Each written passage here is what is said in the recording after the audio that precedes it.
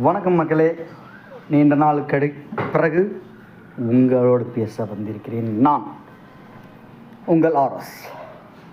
இன்றைக்கி யூடியூப்பில் தான் ஒரு விஷயத்தை பார்த்தேன். அது ரொம்ப பிடிச்சிருந்தது. அதை பற்றி கொஞ்சம் என் சிந்தனையில் ஓடுனதை உங்கள்கிட்ட பகிர்ந்துக்கணும்னு நினச்சேன்.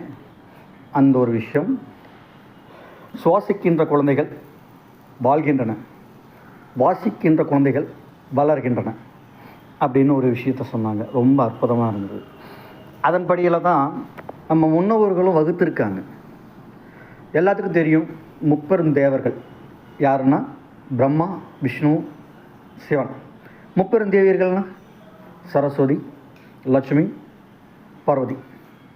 இதை நம்ம முன்னோர்கள் ரொம்ப ஈஸியாக சொல்லிட்டு போயிட்டாங்க. அதை நம்ம நான் புரிஞ்சிக்கலன்னு நான் நினைக்கிறேன். சிம்பிள் தான். முதலில் படைப்பு. நீங்கள் பிறக்கிறீங்க, படிக்கிறீங்க.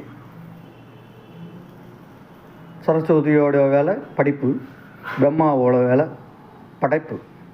ஸோ முதல்ல பிரம்மாவால் படைக்கப்பட்டு சரஸ்வதியால் படிக்க வைக்கப்படுகிறீர்கள்.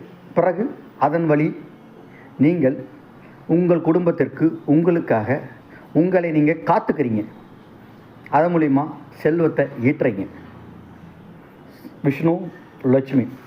அடுத்தபடியாக இந்த செல்வத்தை மற்றவங்கிட்டருந்து கவராமல் இருக்கிறதுக்கு பார்வதிங்கிற வீரத்தை பயன்படுத்தி தீயவர்களுக்கு அழிவையும் உங்களை நம்பி வரவங்களுக்கு செல்வத்தை அள்ளி கொடுக்கக்கூடிய சிவனா, எந்த பிரதிபலனும் எதிர்பார்க்காமல் உங்களை தான் நேடி வர்றவனுக்கு எந்த வித பாகுபாடு இன்றி வரத்தை அளிக்கக்கூடிய மாபெரும் சிவனை பாரி உங்களை தேடி வருவவங்களுக்கு நீங்கள் உதவுறீங்க. இந்த தத்துவத்தை தான் அந்த காலத்து சித்தர்கள், முனிவர்கள் எல்லாத்தையும் மறைமுகமாக வச்சாங்களோன்னு என் மனசுக்குள்ளே ஒரு சிந்தனை ஓடிச்சு.